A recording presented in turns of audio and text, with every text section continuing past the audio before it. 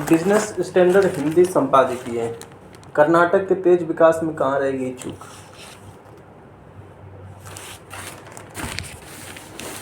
कर्नाटक सन 1991 के बाद कर्नाटक जिस तेज वृद्धि विकास मानव विकास में नजर नहीं आई। अब वक्त आ गया है कि नीतियों में बदलाव किया जाए, बता रहे एम गोविंद राव। कर्नाटक के हालात में पिछली चौथाई सदी में बहुत बदलाव आया। सन 1990-91 में जहां उसकी प्रति व्यक्ति आय राष्ट्रीय औसत से 19%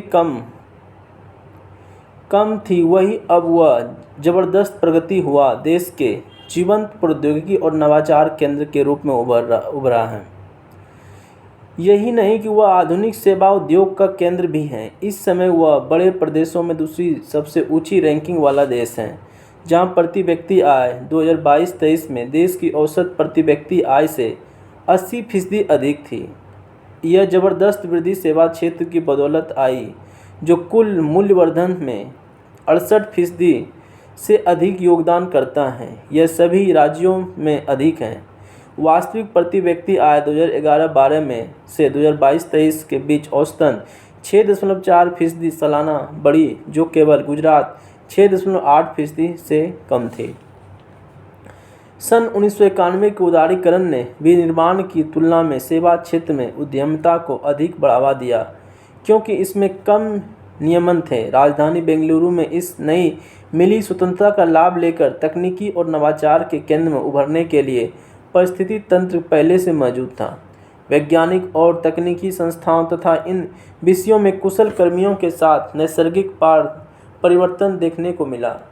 वर्ष 2023 तक देश में 112 यूनिकॉर्न में से 45 कर्नाटक में थे और कुल मूल्य में उसका योगदान 44.6% था। वहाँ 875 से अधिक वैश्विक क्षमता केंद्र यानी GCC थे। वर्ष 2025 में बेंगलुरु वैश्विक स्टार्टअप इकोसिस्टम सूचकांक में 7वें स्थान पर छलांग लगाकर 14वें स्थान पर पहुंच गया है। 7वें स्थान की छलांग लगाकर 14वें स्थान पर पहुंच गया। वह देश में विदेशी निवेश का सबसे बड़ा केंद्र है और सेवा निर्यात में अग्रणी भी। ऐसा इसलिए है क्योंकि उसकी ज्ञान अर्थव्यवस्था मजबूत है, वहाँ कुशल श्रमिक हैं, बेहतरीन सरकारी संस्थान हैं, अच्छा मौसम है, सांस्कृतिक विविधता है और मिश्रित आबादी के साथ सक्रिय अफसरशाही भी है। बड़े पैमाने पर कुशल श्रमिकों के आने से शहर एक जीवंत नगर में बदल गया और तकनीकी तथा वैज्ञानिक नवाचारों का केंद्र भी बन गया। हालांकि राज्य की प्रभावी वृद्धि व्यापक मानव विकास में नजर नहीं आई और वहाँ व्यापक असमानता है। राज्य में होने वाले करीब 50% मूल्यवर्धन राजधानी और पश्चिमी तट के 2 जिलों दक्षिण कन्नड़ और उडुपी से आता है। राज्य औसत से कम वजन वाले बच्चों के मामले में 22वें स्थान पर, ठिगने बच्चों के मामले में 21वें स्थान पर, माध्यमिक स्तर पर स्कूल छोड़ने वाले बच्चों के मामले में 20वें स्थान पर हैं और उच्च माध्यमिक नामांकन में 15वें स्थान से अधिक आयु वालों की साक्षरता के मामले में 17वें स्थान पर हैं। उत्तर कर्नाटक का बड़ा हिस्सा आर्थिक और सामाजिक विकास के मामले में पीछे हैं। इससे इन इलाकों में भेदभाव और अलग थलग होने का एहसास उत्पन्न हुआ है। ऐसे में कर्नाटक विरोधाभासों का राज्य बन गया है। कुछ महीने में ज़बरदस्त विकास हो रहा है तो वहीं अन्य इलाकों में पिछड़ापन और गरीबी है। अधोसंरचना में कमी को उत्तरी कर्नाटक के पिछड़ेपन की वजह बताया जा रहा है, लेकिन सबसे अहम कारण क्षेत्र के इतिहास और संस्थानों द्वारा निर्धारित प्रोत्साहन और जवाबदेही के ढांचे में तलाश किए जाने चाहिए। 1956 में जब राज्यों का पुनर्गठन किया गया तो हैदराबाद के निजाम के क्षेत्र के कन्नड़ भाषी इलाकों और बॉम्बे प्रेसिडेंसी के ऐसे इलाकों के मैसूर शाही घरानों के जिले के साथ विलय कर दिया गया। इसके अलावा मद्रास प्रेसिडेंसी के पश्चिमी तट में स्थित दक्षिण कन्नड़ जिले को इसमें शामिल किया गया। हैदराबाद कर्नाटक यानी कल्याण कर्नाटक और बॉम्बे कर्नाटक यानी किट्टूर कर्नाटक को भारी उपेक्षा झेलनी पड़ी।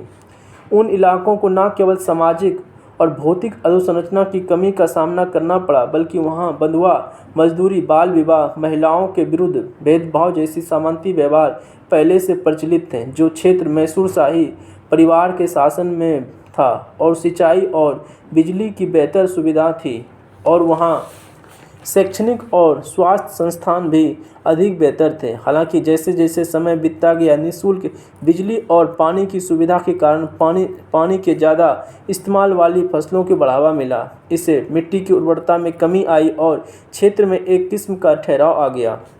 पश्चिमी तट पर दक्षिण कन्नड़ जिला राज्य के पुनर्गठन से पहले मद्रास प्रेसिडेंसी का हिस्सा था।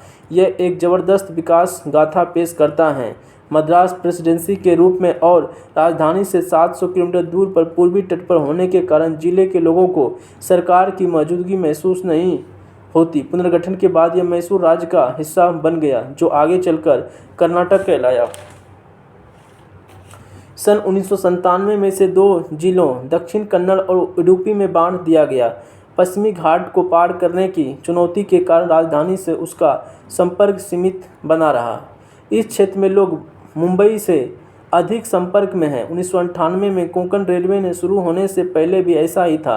1960 के दशक में आखिर तक और 1970 के दशक के आरंभ में भी रोज़ कम से कम 200 लग्जरी बस बेंगलोर और बम्बई के बीच चलती थी। देश की पहला निजी स्वचालित पोषित मेडिकल कॉलेज इडुपी के पहाड़ी इलाके मणिपाल में स्थापित किया गया। इसी क्षेत्र का उच्च जनसंख्या घनत्व, जीवंत मंदिर संस्कृति, बड़े ब्राह्मण समुदाय ने भारी मात्रा में पाक कला में कुशल कामगार तैयार किए थे। ये देश के अलग अलग इलाकों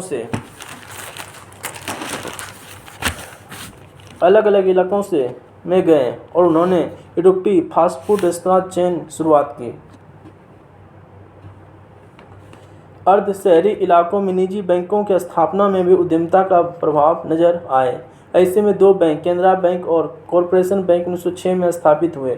1923 में सिंडिकेट बैंक और 1924 में विजया बैंक की स्थापना हुई।